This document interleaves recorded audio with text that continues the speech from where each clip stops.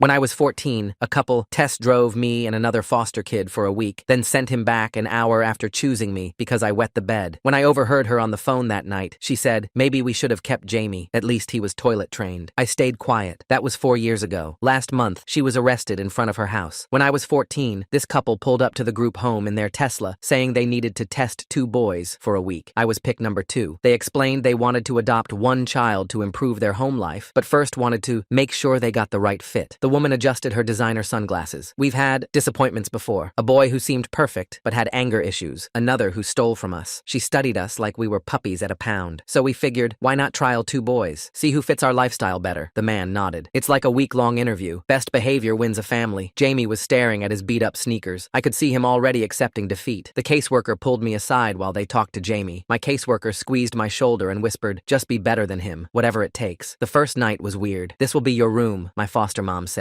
2 beds, like a real brother's room. They made salmon for dinner. Jaime and I both rushed to set the table, bumping into each other. The woman laughed. There's enough love for both of you this week, she said. That night, Jaime whispered in the dark, I always lose these things. Don't feel bad when they pick you. I told him to shut up, but I couldn't stop my voice from shaking. Tuesday, she made pancakes shaped like Mickey Mouse. Jaime and I competed over who could compliment them more. Best pancakes ever. No, best pancakes in the universe. The man took us both to get new shoes. Jaime picked the cheapest ones. I did too. Some kind of foster kid code. Wednesday, they taught us to swim in their private pool. When changing, the man saw both our bruises. Mine from Davis. Jaime's looked older, deeper. Oh my gosh, he whispered. We're filing reports. You're both safe now. That afternoon, I accidentally called her mom. Jaime kicked me under the table, but she just laughed. That works, she said, then turned to Jaime. You too, sweetheart. Jaime's whole face changed. That night, we stopped competing. When Jaime spilled juice at dinner, I said I did it. When I couldn't figure out the TV remote, he helped without making it obvious. We were a team. Thursday, they took us to their country club. Our boys, they introduced us. Not foster kids. They're boys. Some woman said Jaime had the dad's eyes and he nearly cried right there. That night, Jaime showed me his only possession, a photo of his birth mom. She was 15 when she had me, he said. Sometimes I pretend she's looking for me. We stayed up talking until 3 a.m., planning how maybe they'd keep us both, how we'd be real brothers. They seem rich enough, Jaime said hopefully. Maybe they'll change their minds. I fell asleep believing it. Friday morning, the woman's eyes were red. The man kept clearing his throat. They'd made French toast, but neither of them ate. Jaime and I exchanged looks. We both knew that face. The we need to talk face. We've made our decision, the woman announced at breakfast. Jaime grabbed my hand under the table. Jaime, can we talk to you privately? He followed them to the living room. I heard crying. When he came back, his face was broken. They picked you, he whispered. I leave in an hour. We spent that hour in our room. He gave me the photo of his mom. Keep it safe, he said. Maybe we'll find each other again when we age out. I gave him my only good hoodie. The couple drove him away while I watched from the window. The woman was crying. We wish we could keep both, she said when they returned. But wishes don't mean poop in foster care. Friday night, they sat me down with cocoa and paperwork. We want to adopt you, the woman said. For real, forever. But all I could think about was Jaime's empty bed. Saturday felt different. They kept taking photos. We made pizza, and I let them win the flower fight. The man showed me his workshop. For your room, he said about the birdhouse. Your room. Not Jaime's and mine, just mine. That night they tucked me in. Both beds still there. Jaime's stripped bare. Good night, Mom. Good night, Dad. They smiled so wide. I woke up screaming at 3 a.m. The nightmare was about my birth mom, but she had Jaime's scared eyes. I'd wet the bed, soaked through everything. I tried to clean it, but they heard. The woman flicked on the light and just stared. The man appeared behind her, and his face went from concerned to disgusted. It's okay, the woman said, but she was already pulling out her phone. I heard her in the hallway. Yes, tonight. We didn't sign up for damaged goods. Maybe we should have kept Jaime. At least he was toilet trained. The man brought garbage bags. They didn't speak on the drive back. The woman kept checking her mirrors like I might pee in the Tesla too. The director sighed and led me back to my old room. Davis was waiting, smiling. Heard you tried to snitch. Full story on channel. Link below. Davis grabbed my shirt and slammed me against the wall hard enough to knock the wind out of me. His fist connected with my stomach, and I doubled over gasping while he whispered that snitches get worse than stitches. The director stood in the doorway watching like she always did when Davis handled problems. He hit me 3 more times before dragging me to the bathroom,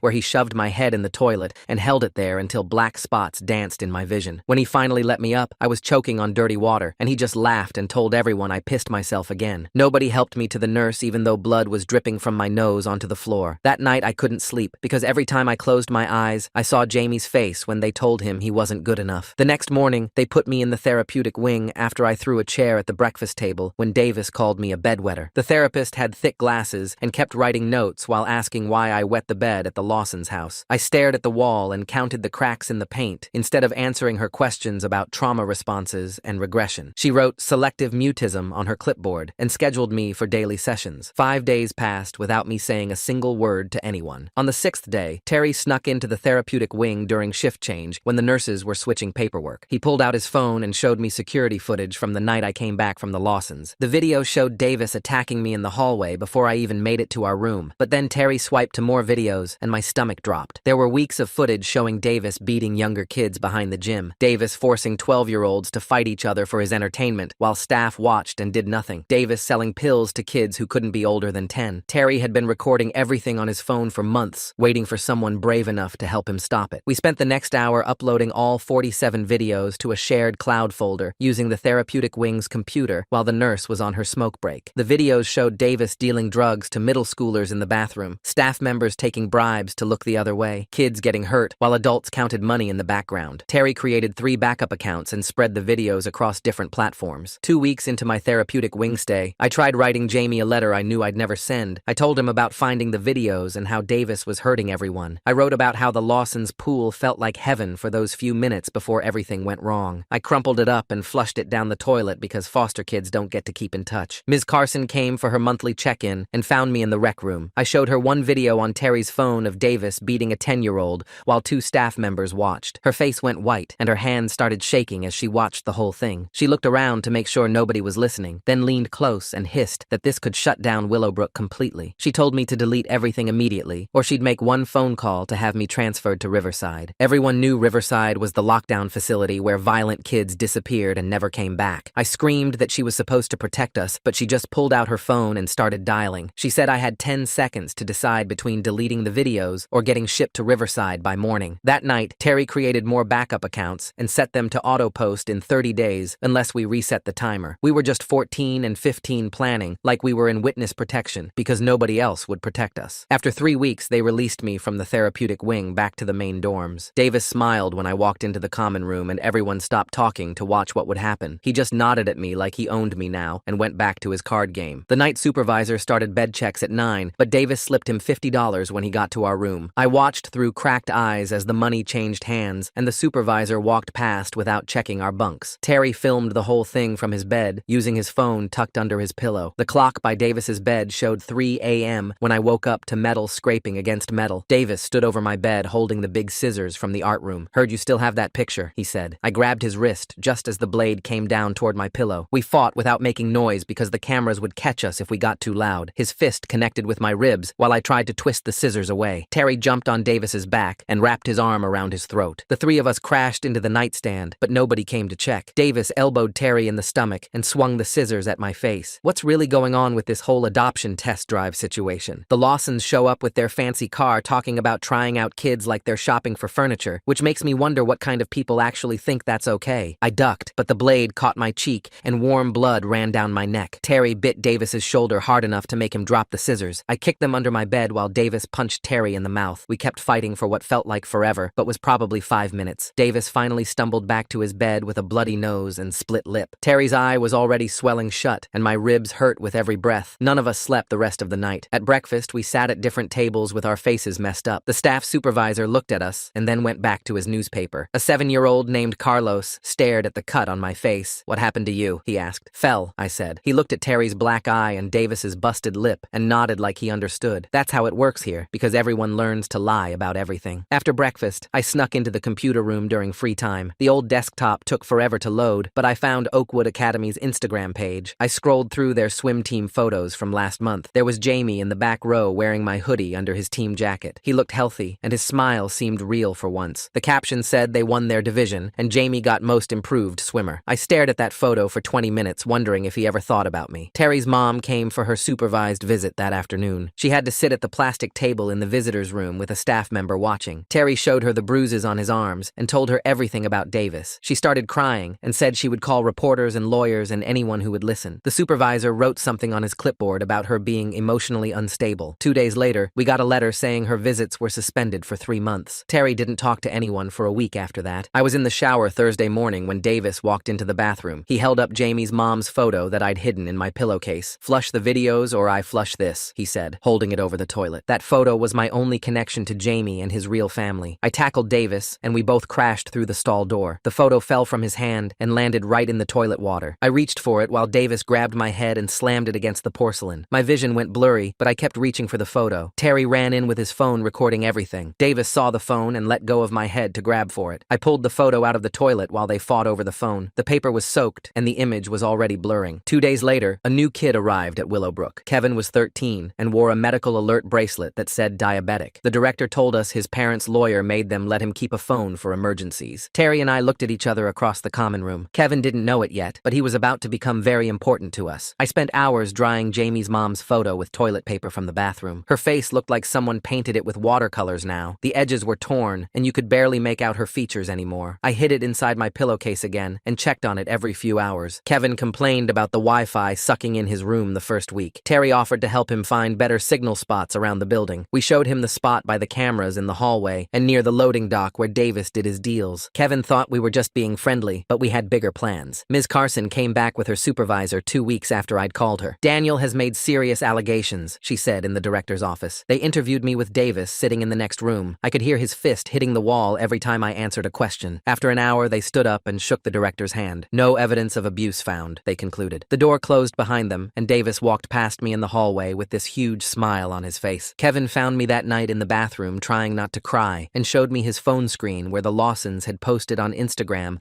about Jaime having attachment disorders and needing special help at some treatment center. The caption said they were committed to helping their son through his mental health struggles, but the comments were all about how brave they were for not giving up on such a difficult child. I knew right then they were already setting up the story for when they dumped him too. A month passed after that failed investigation, and I started stealing printer paper from the library during study time, writing down everything that happened each day with exact times and who saw what. Terry found me one night with my stack of papers and called it evidence building, but I just called it survival because nobody else was going to save us. The night supervisor started bringing his nephew around after midnight, and we all knew the kid was dealing because he'd park his Honda behind the dumpsters and people would come and go all night. Kevin had fixed his old phone with parts from the computer lab and started recording the license plates, the handoffs through the kitchen window, even got clear video of money changing hands. We weren't just building a case against Davis anymore. We were documenting the whole rotten system. 3 weeks into this, the director called a surprise room inspection at 6 in the morning, and I knew Davis had planted something because he kept looking at me during breakfast. Terry had seen him near my room the night before and moved whatever pills Davis hid in my mattress into Davis's own locker while he was in the shower. When they found the baggie of oxys in his locker, Davis went absolutely crazy, throwing chairs and screaming that I set him up, but nobody believed him because of his record. They sent him to juvenile detention for 2 weeks, and the little kids actually smiled at dinner for the first time in months. I knew he'd be back though, because the system always brings them back no matter what they do. During those 2 weeks of peace, I taught Kevin how to encrypt his files on an old laptop we found in storage, and he showed me how every photo and video has invisible information called metadata that proves exactly when and where it was taken. We spent hours organizing everything, building folders of evidence that couldn't be questioned or dismissed. Terry's older brother Daniel got out of prison and came for family visiting day, which was usually just kids sitting alone in the cafeteria pretending their families might show up. Daniel was huge, covered in tattoos, and when Terry told him everything about Davis and the drugs and the beatings, Daniel leaned forward and asked for names, said he'd handle it his way. Terry shook his head and told him we were doing this legal, doing this right, that we had a plan. The day before Davis was supposed to come back, Ms. Carson pulled me aside after our session, and her hands were actually shaking when she told me Davis's uncle was a cop, that his whole family had connections throughout the system. She said if I didn't drop this whole thing,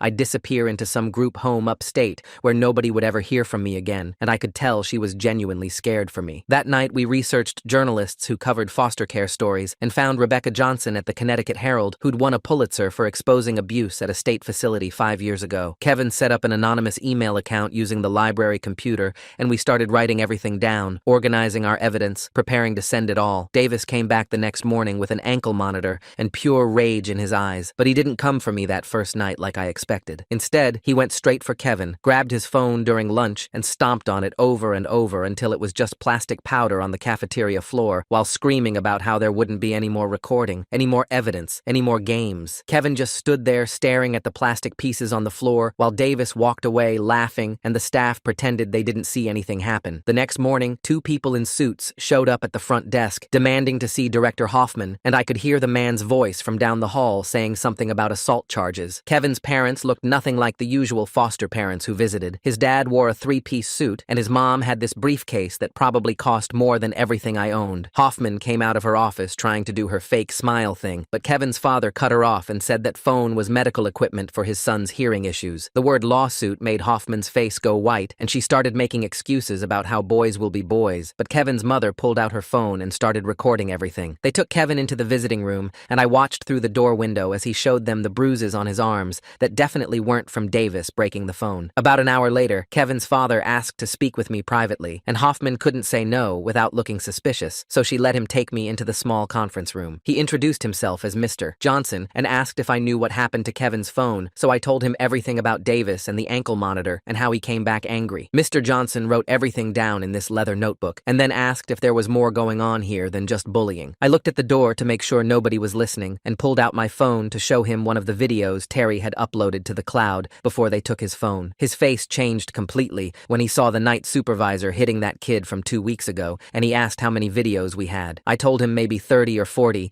and he closed his notebook and leaned forward, asking if I'd be willing to testify about what I'd seen. So the director just happens to let a lawyer parent into a private room with Daniel after all these cover-ups? Something tells me Mr. Johnson showing up right when Davis destroyed that phone isn't just lucky timing. Kevin's parents seem way too prepared for this whole situation. Before I could answer, Hoffman knocked on the door saying visiting hours were over, but Mr. Johnson handed me his business card and said to call if anything else happened to any of us. Later that day, Terry and I were in the library pretending to do homework when I told him about Mr. Johnson being a civil rights lawyer. Terry kept shaking his head, saying lawyers only care about their own kids, and Kevin's dad probably just wanted to get him out of here. But I remembered when Victoria had that lawyer at the country club and how different everything felt when adults with power actually gave a damn. Terry said we should wait for the reporter lady to respond, but I thought maybe we needed both, someone on the inside and someone on the outside. That night, I had the worst dream, where Jaime and I were back in Victoria's pool, but the water was thick and black like oil. Jaime kept trying to tell me something, but every time he opened his mouth, the black water would pour in and he'd sink deeper. He kept saying they're watching over and over until I couldn't see him anymore, just bubbles coming up through the black. I woke up gasping and found Davis standing right next to my bed, just staring down at me in the dark. He didn't say anything, just stood there for maybe 5 minutes before walking back to his bed, and I stayed awake the rest of the night with my back against the wall. 3 days later, Mr. Johnson came back, but this time he brought another man who he introduced as a former federal prosecutor named Mr. Reeves. They met with me and Terry in the conference room, and Mr. Reeves explained how they could file charges under something called RICO, which meant they could go after everyone involved, not just individual staff members. Mr. Johnson pulled out a flip phone from his briefcase and showed us how to upload the videos to a secure Dropbox that only they could access. He said to keep the phone hidden inside this hollowed-out law textbook he brought, and only use it when we were absolutely sure nobody was watching. Mr. Reeves gave us his direct number and said to call immediately if anyone tried to hurt us or destroy evidence. After they left, things got weird fast because the night supervisor started doing rounds every hour instead of every few hours, and he'd shine his flashlight right in our faces to make sure we were really asleep. Davis figured out the pattern and started sleeping in shifts with 2 other kids, so someone was always awake watching when staff came through. We were all exhausted from barely sleeping, and kids were starting to make mistakes during the day, which got them in trouble with staff. 2 weeks passed before we finally got an email back from Rebecca Martinez saying she was interested in our story but needed to verify everything before her editor would approve it. Kevin's dad set up a meeting at his law office and told Hoffman it was for Kevin's medical evaluation, but really, Rebecca interviewed me and Terry for 3 hours. She had this tiny recorder that looked like a regular pen, and she asked about everything from the food to the punishment room to what happened to kids who tried to run. Terry showed her the scars on his back from when he first got here and tried to escape, and she took photos with her phone. She said she needed to interview more kids to establish a pattern and asked if we could help her get access without raising suspicion. The next week, I was in the library when I saw this newspaper someone left on the table with Jaime's face on the front page of the local section. The headline said, "Local Teen Wins State Science Fair," and there was a picture of him holding this huge trophy with 2 adults who the article called his supportive adoptive parents. The article talked about how he'd built some kind of water filtration system and was headed to nationals, but there was no mention of the group home or foster care or the week he had a brother. I stared at that photo until the librarian said we had to leave, and I kept thinking about how his new parents were there, cheering for him while I was hiding evidence in textbooks. That same night, Davis cornered Terry in the shower room when everyone else was at dinner, and I heard the screaming from down the hall. By the time I got there, Terry was on the floor, and his whole back was bright red from where Davis had held him under the hot water. Davis kept asking where the videos were, but Terry just lay there shaking and couldn't talk. For 3 days, Terry couldn't speak at all, and we had to bring him food because he couldn't leave his bed without crying from the pain. But he never told Davis anything about the phone or the Dropbox or the lawyers, and I knew he was tougher than any of us. The next Monday, Rebecca showed up at the group home as a volunteer tutor, recorder, which Hoffman had apparently approved because it looked good for their state reviews. She had that pen recorder going the whole time and managed to interview 6 different kids while pretending to help them with homework. Davis sat at a table across the room the entire time, just watching her and watching us, but he couldn't get close enough to hear what anyone was saying. Rebecca asked each kid about specific dates and incidents we'd told her about,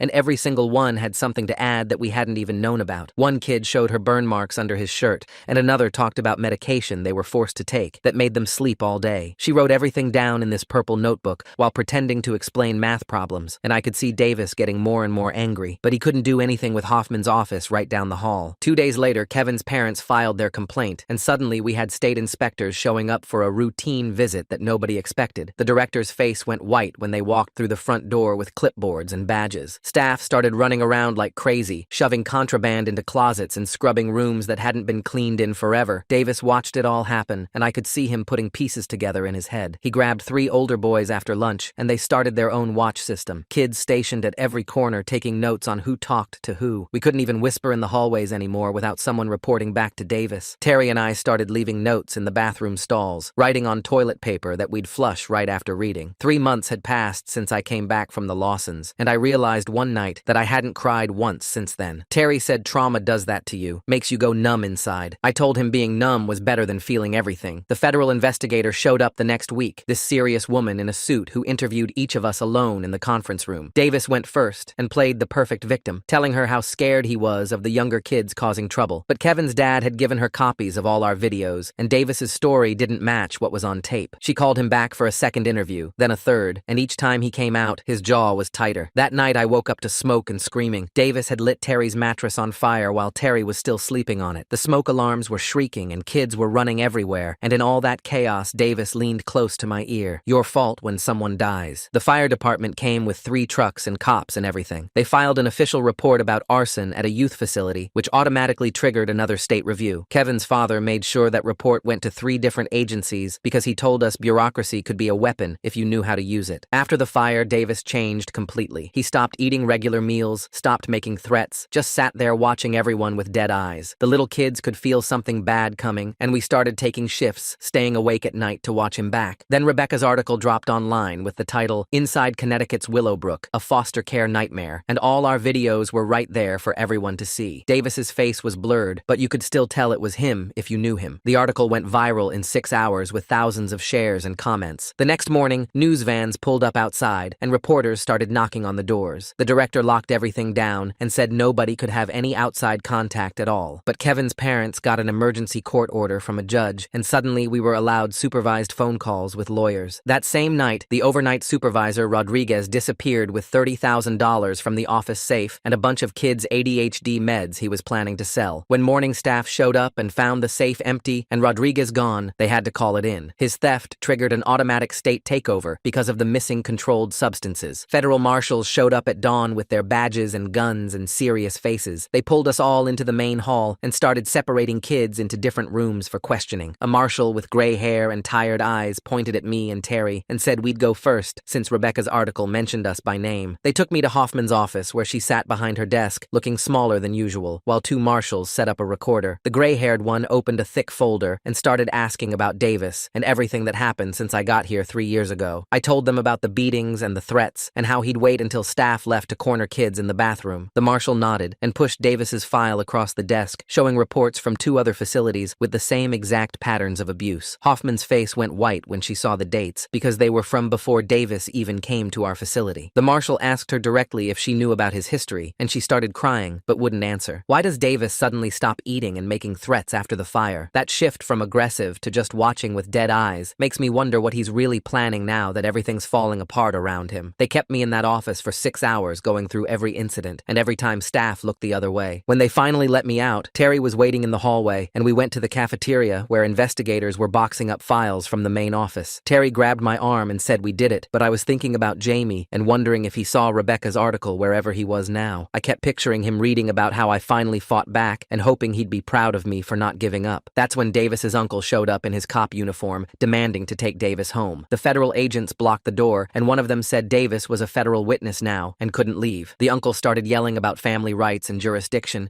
but the agents didn't move. He tried to push past them and grabbed one agent's shoulder, which was the stupidest thing he he could have done. They had him in handcuffs within seconds, charging him with obstruction of justice and interference with a federal investigation. Davis watched from the doorway as they led his uncle out to a patrol car, and for the first time, I saw real fear in his eyes. 3 days later, we were at the courthouse for an emergency custody hearing. Kevin's parents sat in the front row with their lawyer explaining to the judge how they wanted to foster Terry and me temporarily while the investigation continued. The judge reviewed our files and all the evidence from the facility and kept shaking her head at what she was reading. She asked Kevin's parents if they understood what they were taking on, and Kevin's mom said they'd already prepared rooms for both of us. The judge stamped the papers and said placement approved pending the full investigation. A week later, I was sitting at a real dinner table for the first time since the Lawsons rejected me. Kevin's mom made spaghetti and garlic bread, and nobody had to fight over portions or watch their back while eating. Terry kept looking around like he couldn't believe we were actually in a normal house with normal people. He started crying right into his garlic bread, and Kevin's mom just rubbed his back without asking questions. The next morning, Ms. Carson showed up at Kevin's house saying she needed to talk to me. She sat on the porch looking older than I remembered and said she tried to protect us within the system's limitations. I pulled out my phone and showed her the recording I'd made of her threatening to send me to Riverside if I didn't stop complaining about Davis. She stood up without another word and walked to her car, and I never saw her again. 2 days later, they transferred Davis to federal juvenile detention to wait for his trial. I watched from Kevin's bedroom window as they led him out in handcuffs and an orange jumpsuit. He looked up and saw me and mouthed the words, "I'll find you," but he was in chains and I was free. That same afternoon, the Lawsons called Kevin's parents after seeing Rebecca's article online. Kevin's dad answered, and I could hear them on speaker saying they wanted to help and offering to pay for therapy. Kevin's dad told them to direct any communication through lawyers and hung up. That night, everything hit me at once, and I started crying harder than I ever had in my life. 3 months of fear and pain came pouring out, and I couldn't stop shaking. Terry held me while I sobbed about Jaime and the Mickey Mouse pancakes and the pool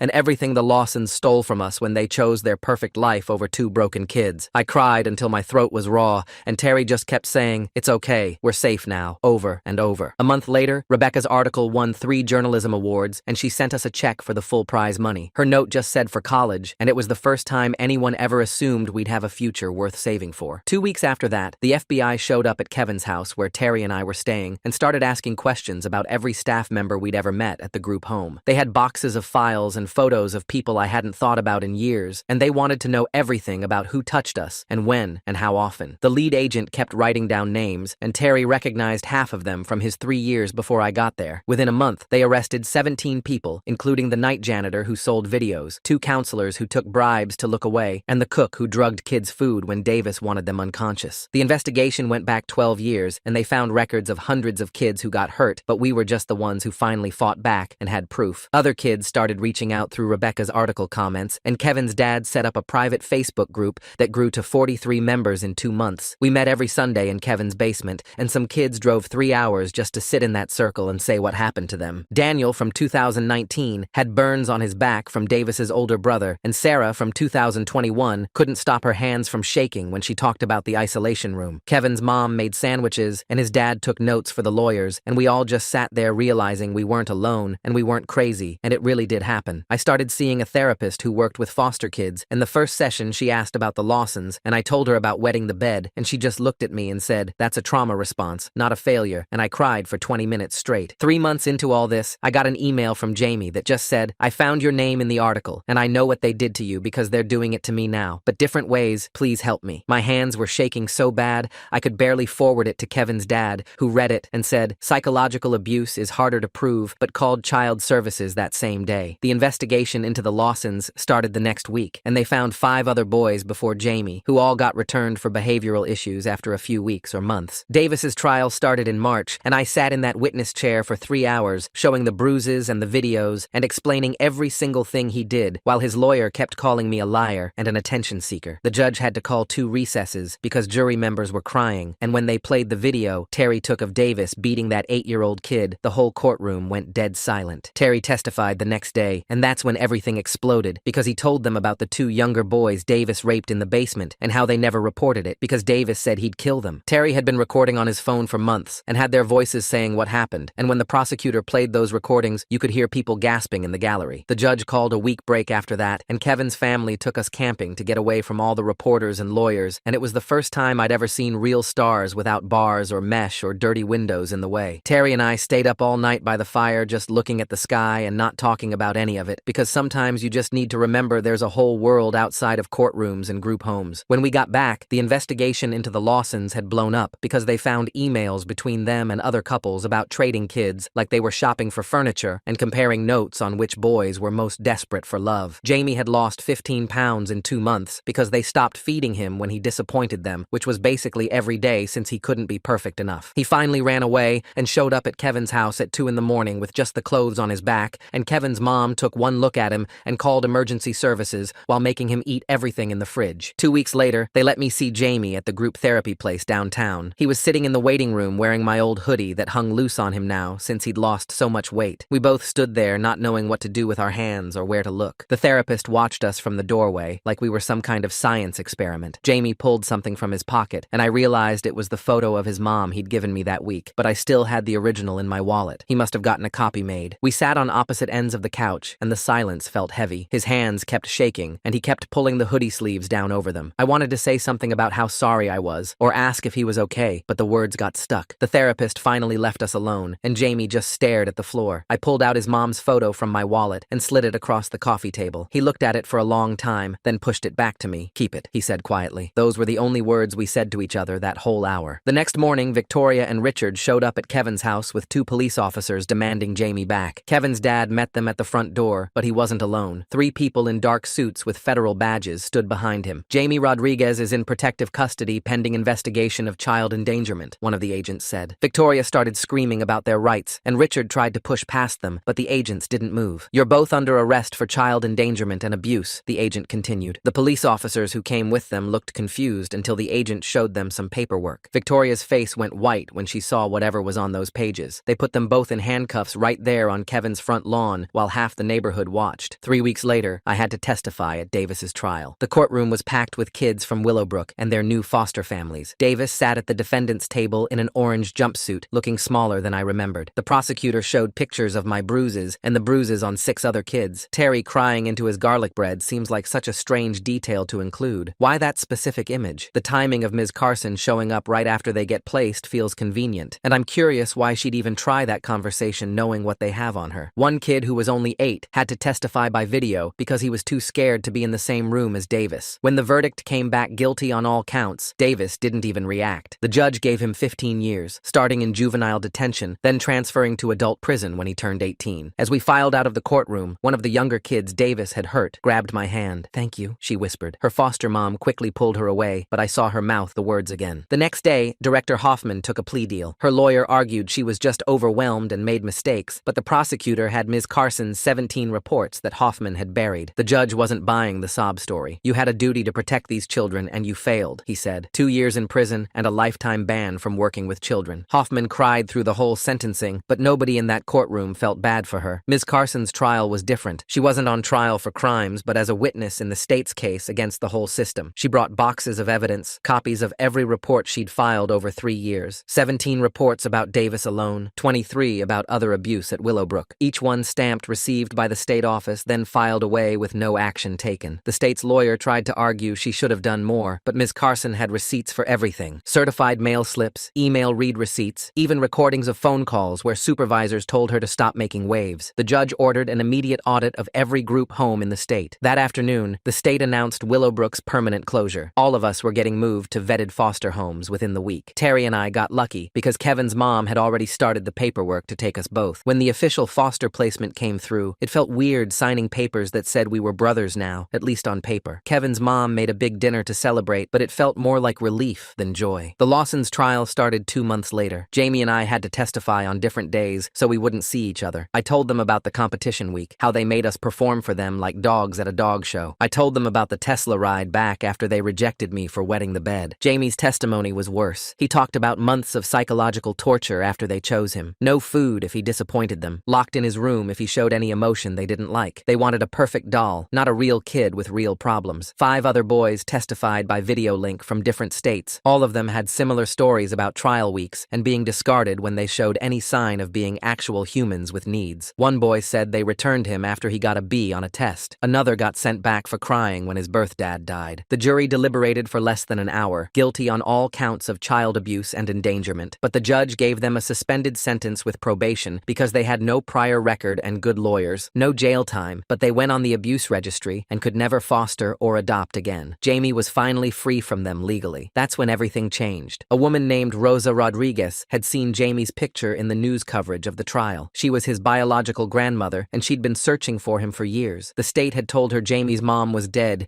and Jaime was adopted by a good family. All lies. Rosa had proof she'd tried to get custody when Jaime was a baby, but the state said she was unfit because she was single and worked 2 jobs. Now she had a house and a steady income, and she wanted her grandson back. The court set a hearing for 2 weeks later, and Jaime had to meet with his grandmother 3 times before then. After the second visit, he pulled me aside in the cafeteria at Kevin's house, where we were all staying temporarily. "She's blood," he said, looking at his hands. "But you're the only family who fought for me." I told him blood doesn't mean everything, but love might, and he should give her a chance. He nodded, but kept picking at his food. That same week, Kevin's dad filed the federal lawsuit against the state with over 400 plaintiffs from group homes across Connecticut. "This isn't about money," he told us at dinner. "It's about changing the system." The paperwork was thick as a phone book and had all our testimonies plus medical records and photos of injuries. 2 weeks passed fast, and the morning Jaime had to leave, we met in the backyard one last time. He pulled my old hoodie from his bag and handed it back all folded neat. I gave him his mom's photo that Kevin's parents had paid to get restored by some professional who fixed old pictures. We promised to stay in touch, even though we both knew how these things went in foster care. His grandmother Rosa showed up in a Honda Civic with Puerto Rican flags hanging from the mirror and hugged him so tight I thought she might break him. 6 months went by in Kevin's house with therapy twice a week and nightmares most nights. The adoption hearing came in April with Terry and me standing in front of a judge who asked if we wanted to change our names. Terry kept Walker and I kept Smith because Daniel Smith survived Willowbrook, and that meant something. Kevin's mom cried when the judge signed the papers, and his dad took us all out for steaks. My first day at regular high school felt weird without the group home label following me around. Some girl in chemistry asked about the scars on my arms, and I just said I got them fighting back, which was true enough. Terry started his YouTube channel that week, talking about foster survival tips, and got 1,000 views the first day. Kids from all over started messaging him with their own stories, and we spent hours every night responding because nobody should fight alone. Sometimes I still wake up at 3 in the morning expecting Davis to be standing over my bed. The house stays quiet and safe, but my body remembers everything. Kevin's mom usually finds me in the kitchen making toast, and she makes cocoa without asking questions, which helps more than she knows. The lawsuit settled 8 months after we filed for $50 million split between all the survivors, plus federal oversight of Connecticut's foster system going forward. We actually changed the law and saved other kids from what we went through. Jaime texted me pictures from his new swim team, where he made varsity as a freshman. His grandmother's house looked small but clean, and he was smiling real in every photo, not that fake foster kid smile we all learned. Rebecca asked me to write everything down for her follow-up article, so I spent 3 weeks typing it all out with Terry adding his parts and Kevin editing for grammar. When Kevin's parents read the final version, his mom grabbed my hand and said, "We survived hell, and now we had to live." So we do that every single day, just trying to live normal lives after everything. Terry goes to therapy and talks to other foster kids online while I swim laps at the Y and try not to flinch when people touch me unexpected. Jaime visits once a month, and we play video games and don't talk about Willowbrook unless one of us needs to. Kevin's parents never ask us to call them mom and dad, but sometimes we do anyway. The nightmares come less often now, but they still come. Davis got 15 years, and the director got 10, and Ms. Carson died of a heart attack before trial. Sometimes I Google the Lawsons and wonder if they think about that week, or if they found another kid to test drive. Rosa sends me Puerto Rican food sometimes with notes saying I'm Jaime's brother, and that makes me family too. The foster system is still broken, but at least 400 kids got justice and money for college. I start freshman year at UConn in the fall studying social work because somebody who lived it needs to fix it. Terry's YouTube channel has 50,000 subscribers now, and he got invited to speak at conferences about trauma. We survived and we're healing, and some days that's enough. Most days, it has to be. That was such a cool dive into all those puzzling moments. I love going down these rabbit holes with you. Can't wait to do it again. Subscribe for more content like this.